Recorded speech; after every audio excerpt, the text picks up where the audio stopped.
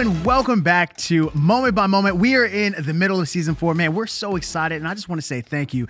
Thank you to the subscribers. Thank you for everybody sharing, dropping comments, telling your family, your friends all about it. We are so excited about all the people that are listening in and, sharing their thoughts and their feedback. We wouldn't be able to do what we do without you and your feedback and your sharing, man. We love you guys. Make sure you guys subscribe wherever you're listening to. Don't forget, we have new merch. I'm wearing some of it right now. Visit us on our website. Check out some of our new clothes, man. We would love for you to check out some of our new merch because we're all about disciples making disciples, and this is a huge way that we can enter our community and our world with the hope of Jesus Christ. And so without further ado, I have some guests I want to introduce you to. We're going to be discussing dating in a modern world. With me, I have Julia, Ben, and Travis. I want you guys to just quickly introduce yourselves. Tell me how long you guys been here and what you do. Julia, you're up first. How you doing? I'm doing good, thanks. I have been here for now 90 days, probably 93 days. Let's go. Fresh. Let's get it. I am the creative assistant here at Oak Hills Church, and I have loved every minute of it since I started. Awesome. We're glad to have you. Thank you. All right, so I joked about not doing math earlier, but I'm going to have to do some math right now. So I've been on staff at Oak Hills since, 12 years now, a little over, almost 12 and a half. At the Crown Ridge campus since 2019 and since last summer as the care minister here. Awesome. Yep. My name is Travis Eades. I am the lead minister here. Been the lead minister for almost 5 years now, but have been here for 10. Came here as a worship leader originally, and then campus minister, and now lead minister. Well, hey, we're glad to have all you guys. Seriously, Travis, are you going to sing for us? That was one of the questions that somebody submitted in. I think it would probably just be best if we just forego the song. And we just move on. We're going to get into dating, man. I'm excited about this. This is a relevant conversation that, from a Christian perspective, I think it's very important to have. We're getting a lot of perspectives from the world, so why not have a Christian perspective on this? And so if you're driving right now and you're listening, feel free to think about your questions and drop some comments later. We'd love to hear questions or even your thoughts that you agree, maybe disagree. But we're just going to go ahead and dive in with the definition from Merriam-Webster. All right. It says, so the definition of dating: to make a usually romantic social arrangement to meet with. All right. So that's their definition. But I want to get some of your perspectives. What is, like, when you think about dating, what is your guys' definition? I mean, in my mind, dating is kind of that precursor to like engagement. Like you're exclusive, you're becoming more exclusive, but you're hanging out a lot. And it's kind of that step right before engagement where it's like that step right before marriage. Right. Mm-hmm. Yeah. Okay.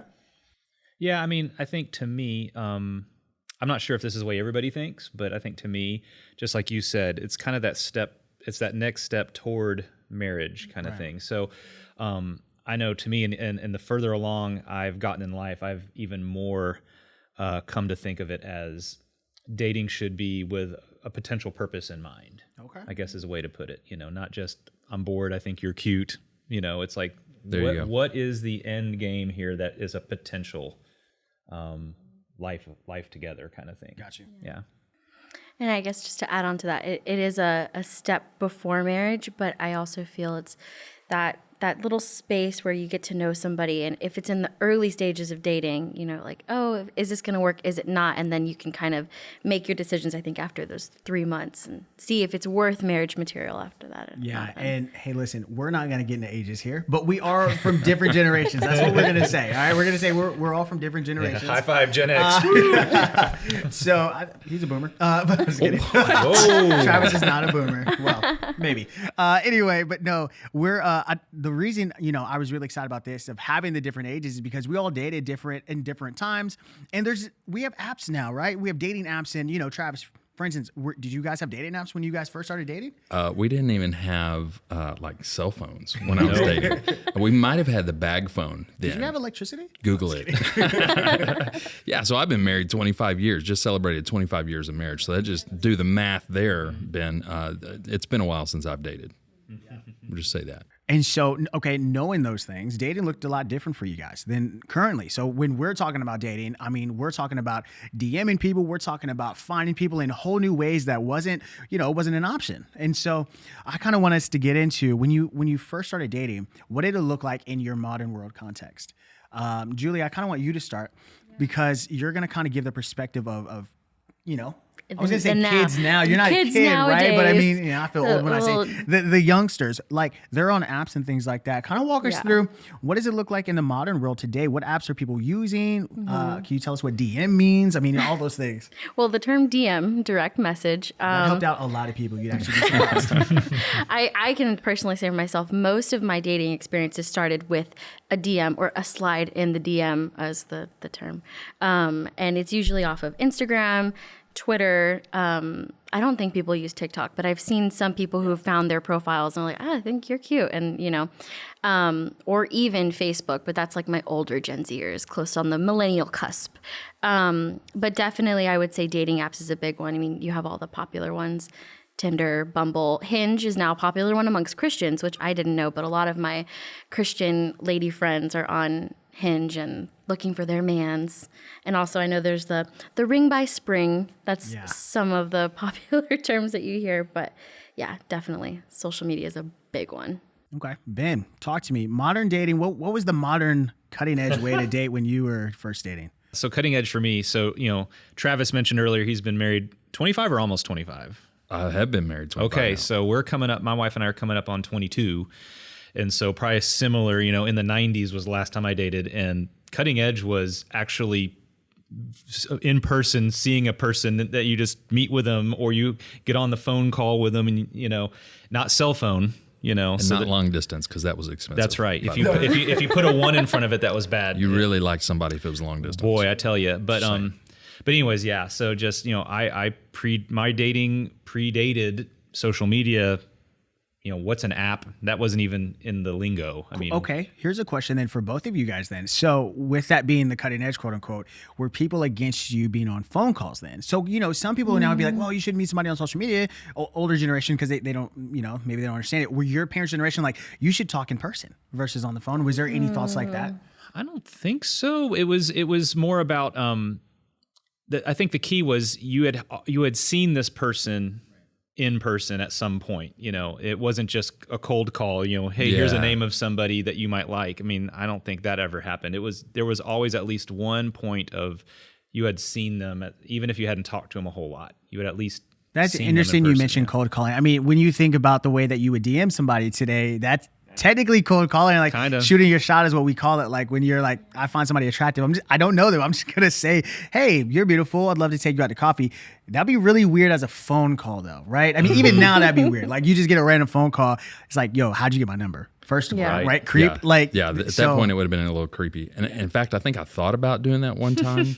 I liked this girl, and I kind of wanted to call her just out of the blue. Yeah. And I think I just ended up staring at the phone for about an hour and just decided not to. Right. Yeah. It would have been weird then. Right. Because she would have been like, how did you get my number, man? Everything, Yeah. very in person, everything very face to face. Yeah. Yeah. I think for like my generation, as like a step before giving the phone number, it's here's my Snapchat or here's my Instagram, Yeah. and that's where you keep it until you like feel out the person. Like, are they safe? Do I vibe with them? Well, Yeah. But I had another question. Were pagers something? Like, what step was a Ooh. pager involved with? I'm thinking you of some old guys? songs that talked about beepers now. Yeah. I didn't have one. No? No, No. I I don't think. didn't have one either. Yeah. No, I skipped that part.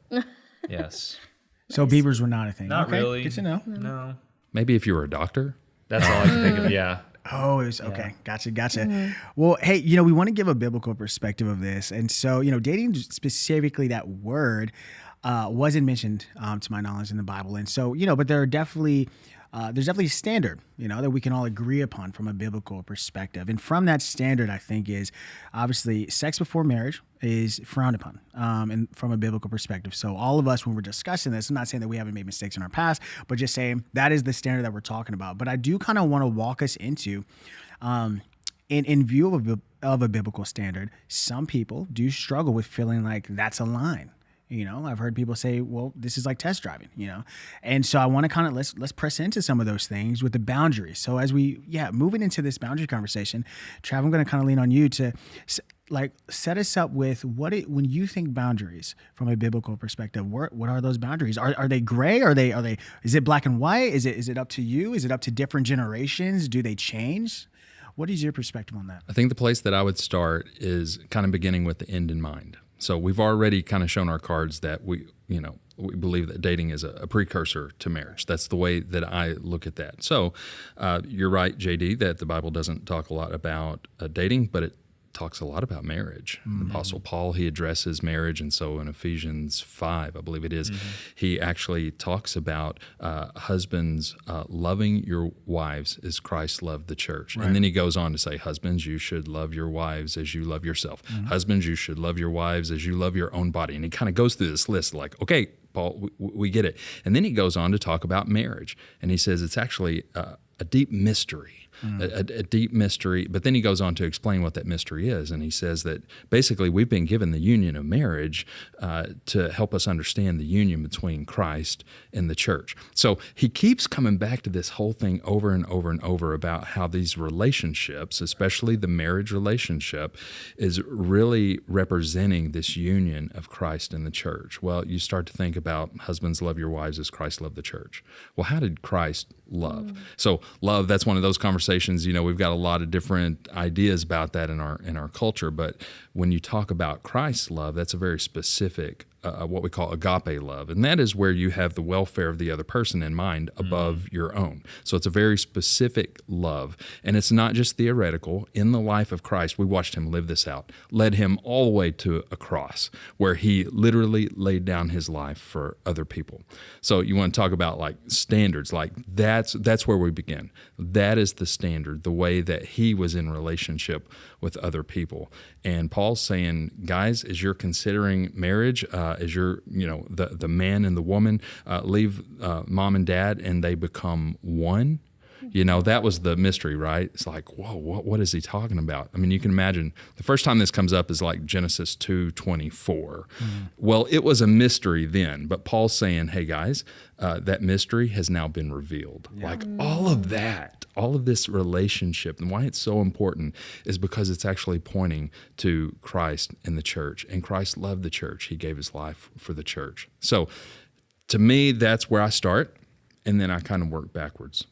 And I think a lot of the questions that we have about the period of engagement, the period of dating, the period of, I don't know, what's comes before that? Hanging out. Talking. Okay, there you go. Kicking it. I just think it comes back to that agape love. And I heard the question like this. What does love require of me? Which I think is a fantastic question for any situation in life. But we're specifically talking about relationships and specifically talking about dating. What does love require of me?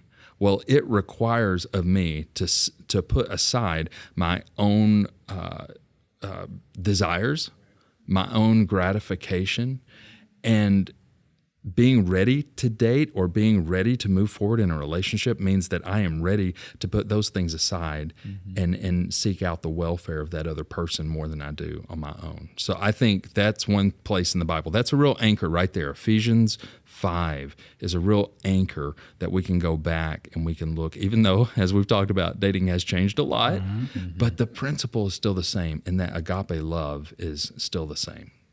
That's good. Yeah, I mean, when I think of things like boundary, so one of the little context here is one of the hats I get to wear here at Oak Hills Church is walking with people in premarital counseling. Okay, so I do come in contact with a lot of people. I almost called them kids. I'm sorry. I called them kids, 20-somethings or whatever. They're kids to me.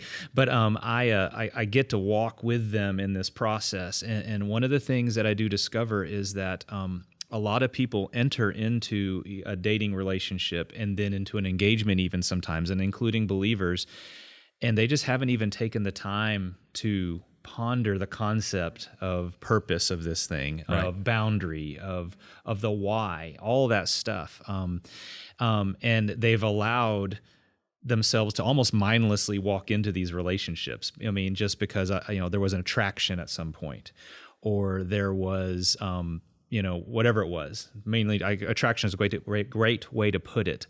But then they never got any deeper than that. And time happens and things happen, and they have not done the intentional work of the purpose of why they're together.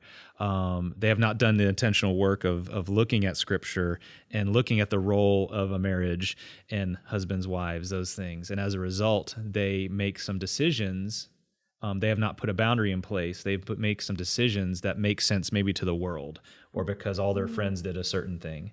And that's something that, I see increasingly happening. So the idea of a boundary, in some ways, I don't know if it's foreign as much as a lot of people just don't even think about it. They just do what makes sense, logically, worldly. So when you look at scripture, you're right. It's hard there's a few things, you've mentioned a few, you've talked through some guidelines and ideals,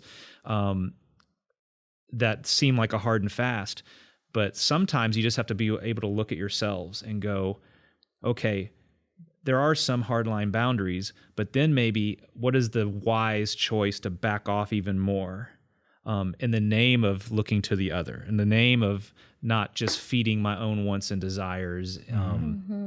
And so, like I said, for too many couples, they haven't even thought about that. Yeah. They've not done the work. If you want to present yourself holy and blameless, things like that, then what does it take to do that?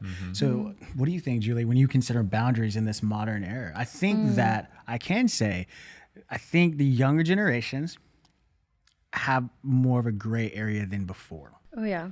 I think definitely the new age thing is whatever is good to you, then that's fine. Right. And it's all based, it's a personal thing. It's very, what works for you may not work for everybody else, and that's fine for you. And I think a big thing when it comes to setting boundaries with relationships is taking note of, are we unequally yoked? And that goes beyond just our faith. It goes into our morals, our backgrounds, our finances, and if the couple is willing to meet in the middle and move towards the next step. But I know, like, personally in my own life and my dating history, when it came to setting boundaries, I kind of just did what okay, the Bible says this, but I want to do this. So how can I make it work? And then obviously, like, over time you learn, and that they're put there for a reason. And now I'm so thankful having the experiences I've had, because in my next relationship, I have the proper boundaries of how can I preserve my heart, but also the other person's heart, because that's what the Bible also calls us to do, is to guard our hearts. Yeah. And I mean, you have to be vulnerable in a marriage, but before that step is how can we both set each other up for success spiritually, emotionally, mentally, and be mindful of the other person. Yeah, and I think my generation came through the purity culture, and a lot of people got burned by it, because they touted being holy and not having sex or not doing anything, right? But they never talked about what happens when you do it. You felt like you were a discarded Christian. You felt like you were a second tier Christian. You felt like are you even a Christian? And so I think a lot of my generation, the millennials, we fought hard against that purity culture because we knew how much damage it could do to people, because there was no conversation on restoration. It was all about what you don't do. Don't do it, don't do it, don't do it. And what happens, when you're a kid, somebody says, don't touch the stove. Yeah. I got to do it at least one time, that kind of hurt. Yeah, I think you're onto something, JD. I actually, getting ready for today, I actually consulted with some of our interns and walked through some of this with them, and what you said right there about maybe some of the reaction that younger generations are having against, I think, a well-meaning thing like a purity culture or whatever. That's maybe the inadvertent thing was, an example given to me was that you've got two people who are dating, they're maybe heading toward marriage, and once they start to, even if they themselves in their relationship are pursuing a godly relationship, if there was a history, that there are examples of, once that history is discovered with one or other of the member of the couple, almost a view of that person as lesser than, and if our theology is that, no, you can be restored, you can be made new, then do you believe it or not? And but that inadvertently some of that culture, it worked against that reality, because you were seen as damaged goods or broken, even if you had been redeemed and made new, and people just couldn't move past it. That sense of guilt. And I do want to add, I remember being told in youth group a lot, don't awaken love before it's time. And at 14 years old, you're like, I don't even know what love is. But then no one gave you any context as to, well, what type of love are you talking about? Or what are the guidelines? So just don't awaken love before time and don't have sex before marriage. Yeah. And if you do, here's all the shame with it. And it's like, but I'm human. Where's the grace? Where's the understanding?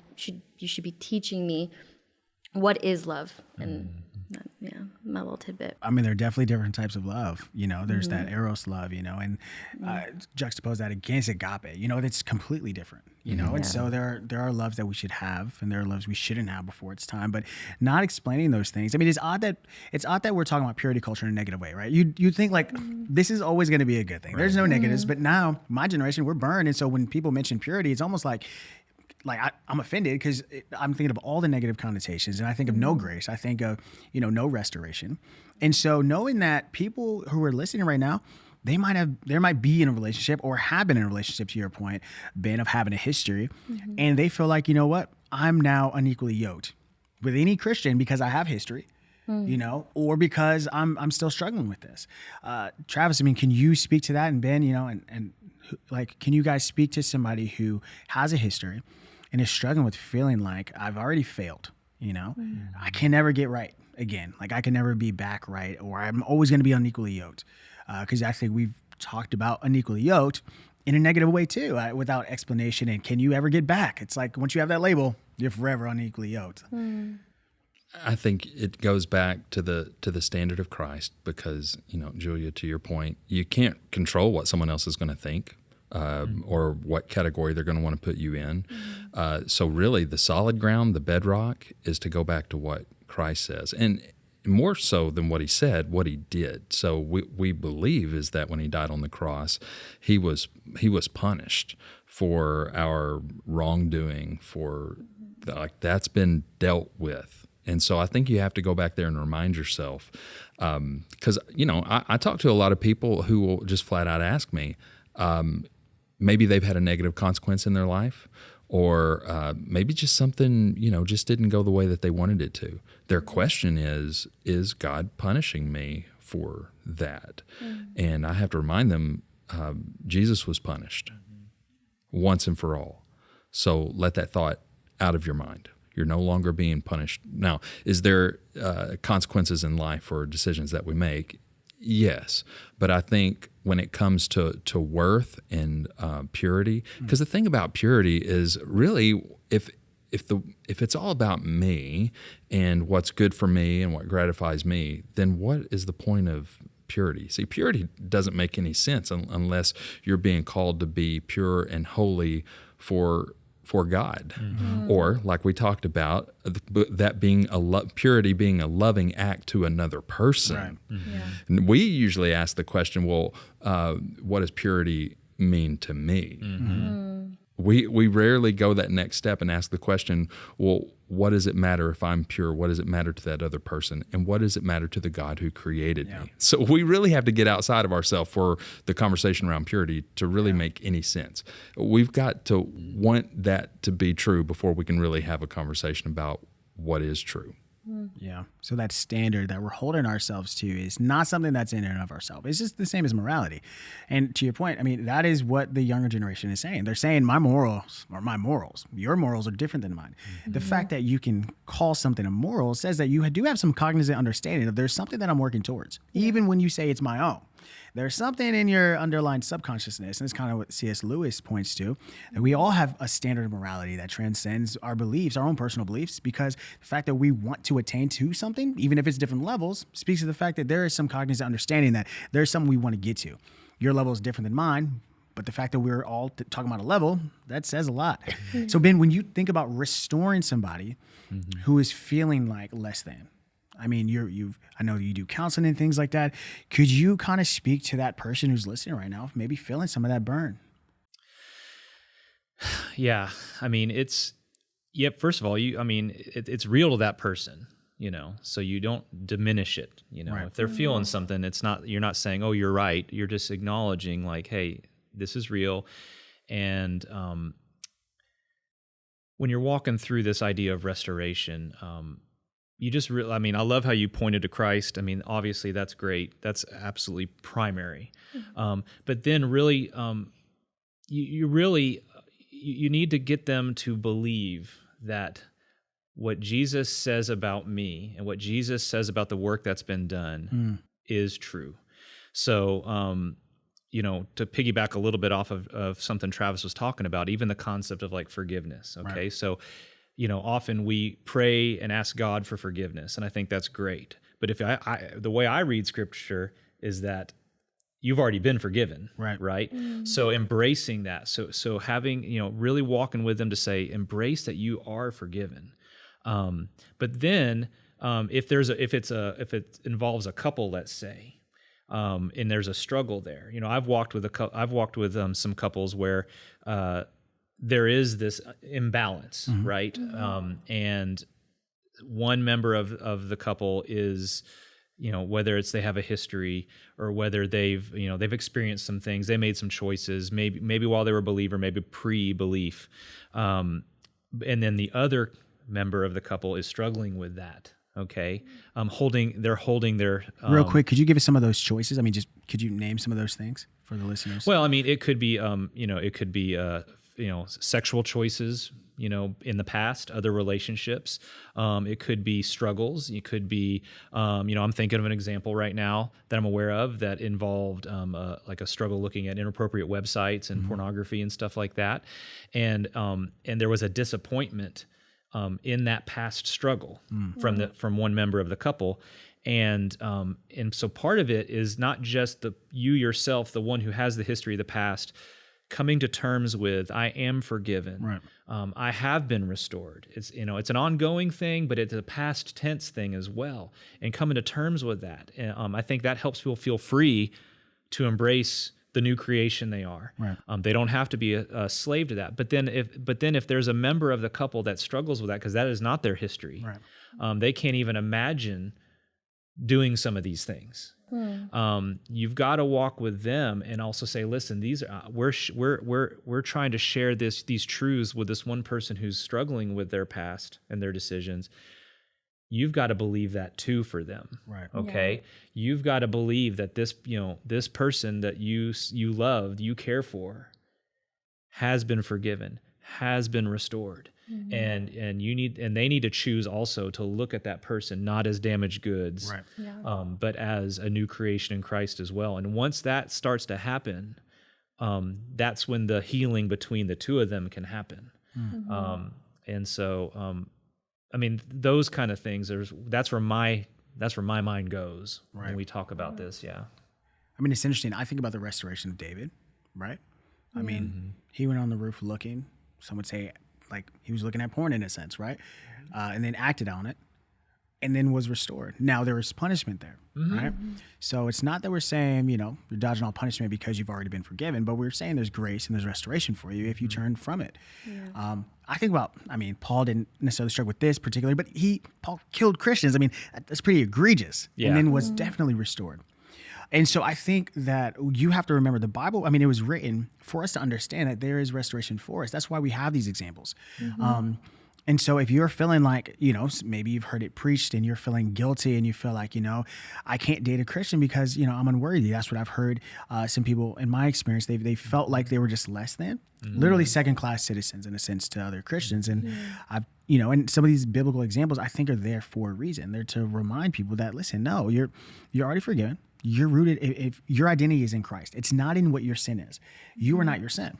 In the same way that we love people and hate the sin for other things, you're rooted in Christ. And when your identity is rooted in Christ, then people, if somebody judges you, the Bible talks about that too. Yeah. So it kind of walks us into toxic relationships. All right. What are some things that you've noticed in toxic relationships? This is just for people who maybe are asking their maybe they're like, I feel like I have some traits in my relationship that are toxic. What would you say are some of those? Well, right off the bat, the big red flag, of course, is any sort of abusive type of thing. Right. I think all of us would agree. Toxic. What are the different types? Break them down for us. Well, you got emotional abuse, okay. So making someone feel less than or domineered. So anything domineering, that was a word I was going to use after the abuse, but, a domineering sense, if someone feels like they don't have a voice, they're just being held under somebody's thumb, so that kind of thing. Obviously physical abuse, any sort of when someone gets, if someone gets hands laid on them in any form or fashion, I think that's obviously ding, ding, get out, get help, all those things. But I think when you're thinking of a toxic relationship also, as I mentioned the domineering personality. I think that's a danger. I think anytime if there's a member of a couple or both of them and they're not willing, there is no evidence that they're out to serve the other. They are out to be a student of the other person, and it's all about me. Yeah. If you're in a dating relationship right now, and either you yourself or the other is viewing this relationship as it's all about completing me or serving me or making me happy, Run.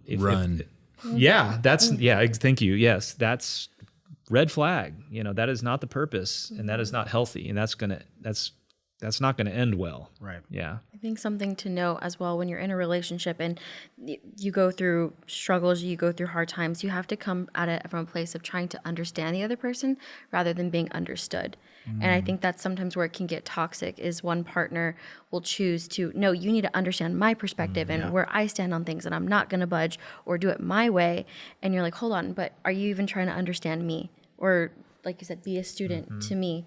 There's just something that could play into being toxic, as well as mental abuse, as well as a very, very real thing. The mind games that some people can play, whether they have their own unresolved trauma, and now you are becoming their punching bag. You got to notice the signs of like, hey, this isn't healthy, and I think we need to take a step back and analyze: do we continue on this path together, or just choose to I'm gonna let you heal, and then I'm gonna go heal as well from all of that as well. Yeah. Wow, these guys covered it pretty good. The only thing that I would add is maybe the tendency to just not be vulnerable in a relationship, meaning to conceal emotions, or to conceal, just basically to not be truthful. So that's really toxic and devastating to relationship, because it will eventually work its way to the surface. And when it does, it can potentially do a lot of harm. So I would say a toxic tendency would be to just harbor that and to not share that. Another thing I will say just came to mind right now is under the notion of like, well, you have to love everyone and forgive everyone. At a certain line, you have to draw. 100%. Like you can't keep making excuses. If someone's hurting you or making you feel unworthy, then I have to draw the line with this. And yes, the Bible calls me to love, but I am loving you enough to say I have to step away, and I have to love myself, and can't do it. One other one that I think that I've heard a couple discuss is whenever somebody says, if you leave me, I'm going to do this. And it's something drastic. I think it's part of the mental abuse. It is manipulation. Yes. They're manipulating you to feel guilty because you'd feel the pressure of what they would do. And they claim like, I've heard it said some extreme things, And so that person stays because like, well, I have to stay or they'll do this to themselves. That is it's a manipulation. And I think that's definitely a form of abuse, because somebody could stay for years feeling some type of pressure and responsibility for the other person's well-being. And ultimately, it's a selfish thing for that person. You can't make excuses for their bad behavior. Right. Though you can empathize with them. Right. But you don't justify it. And if they were saying, I'm going to do this because if you leave me, I didn't make you do anything. You're choosing to do that. And Ben, question for you. At what point is something toxic to leave? And then is there toxic to get counseling? Is there a gray area in there? Oh, wow. So to leave, well, a lot of these big abuses. Right. Okay. That's a leave.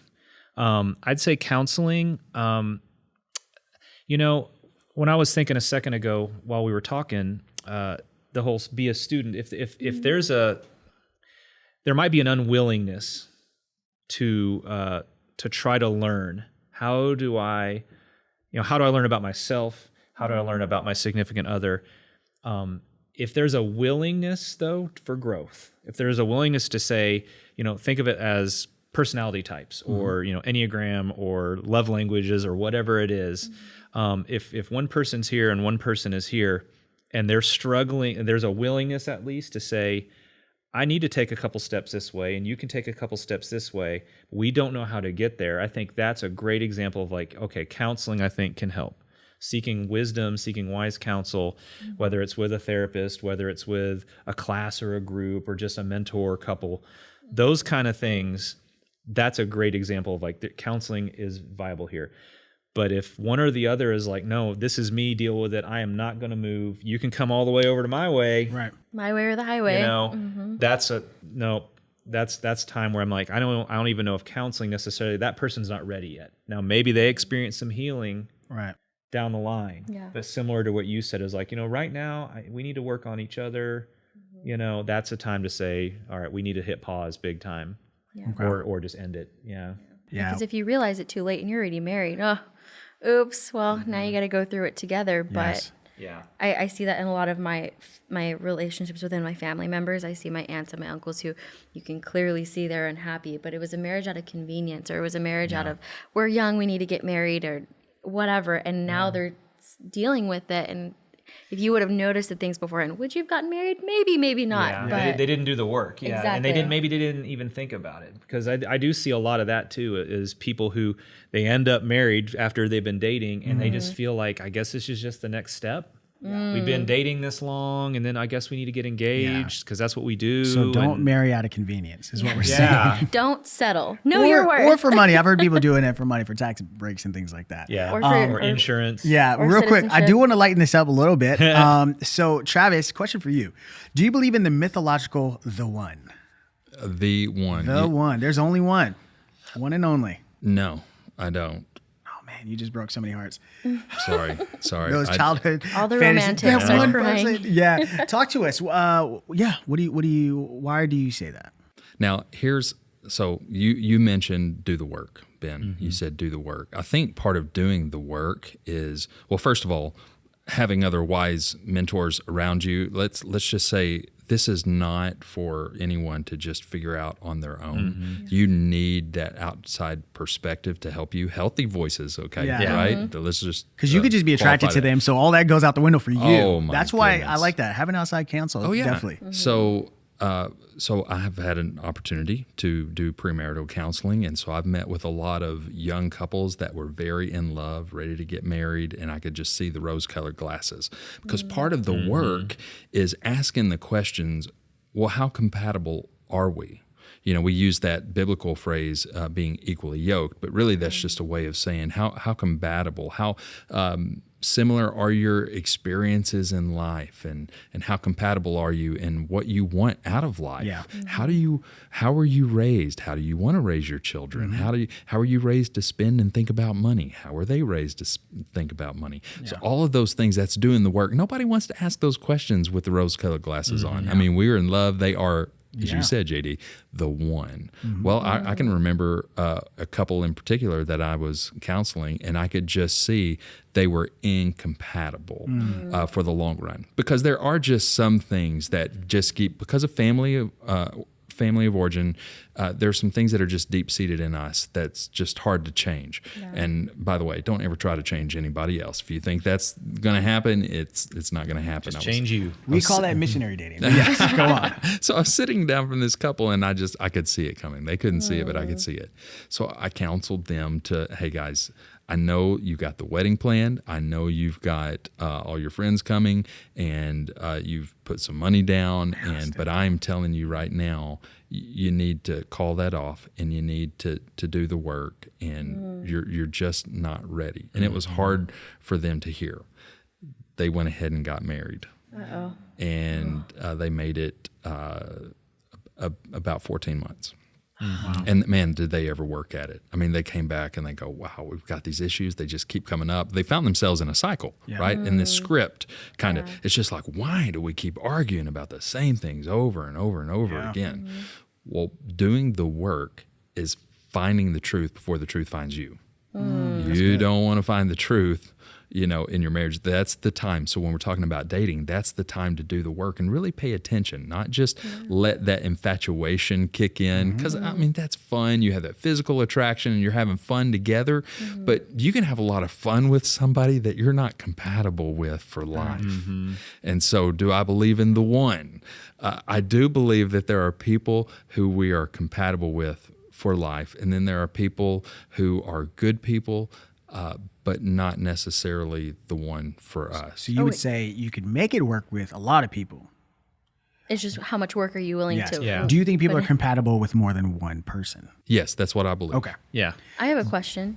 What about the idea of, well, we love each other, so we have to work at it, even if there are signs that we are not compatible. But Love conquers all. Love conquers all. I was taught you never give up. And it's like, we've only been dating 2 weeks. And it's like, at what point do you choose to draw the line for the sake of the other person? Like, yeah, I love you, but we're not compatible, or you're trying to put a square peg in a round hole. It's just not working. Yeah, I mean, it's hard because... it's hard because there's not a one size fits all with this either at the same time. So, is there a willingness to like, okay, we don't have to be the same person. Okay. Right. Like even when we talk about compatibility, that doesn't mean we have to have the same, we both have to be introverts and we both have to be Enneagram, whatever. Yeah. And, we're both organized. We both like Star Wars movies, that's not necessarily it. I mean, my wife and I are wildly opposite in many areas, but the thing that has helped is that, and where we have always gone back to, and I think where we were willing to keep it going, is that willingness to look at ourselves, that willingness to do the work, and that willingness to, is there that willingness to take those steps? Can I look at my wife and say, even with these differences, even with these questions we have, is she worth it? Because we are willing, we're willing to work together to take those steps towards each other, and then let God's grace be in that weird, messy middle, right? If that's the case, and you can say that, then love can conquer all. If you're like, I don't know, man, but like I said, where it's not a one size fits all is, that's something ultimately that the individual will, if they're willing to go there, I believe that God can show them that. Now, to go back to the idea of the one, I'm with Travis, and I know a lot of people are like, oh, I want there to be the one. Yeah. Do I think that God can put people in our life to kind of get our attention? I think yes. I would say my wife and I, that's exactly our story. But I thought I found the one 2 or 3 times before I met Missy, right? And I know for me, I think the idea of the one can really become almost like this unattainable goal or an idol that you can focus on. To check all my boxes. And everything has to be perfect and line up. I mean, and heck, I'll be honest. I think even in my head, I had this picture of, I will do this, and this is when I say look like, not necessarily physically, but like these are their characteristics. Right. This is their history. This is their blah blah blah. And I think for myself, and I think I've heard others say this too, is that while I truly don't believe in the ultimate one concept, at the same time, it wasn't until I was truly able to release that. Yeah. This search for this perfect woman for Ben Davis, and not with like a formula like, okay, if I get content and if I accept it, then God will provide. Yeah. No, I truly had to come to that concept of like, hey God, you know what?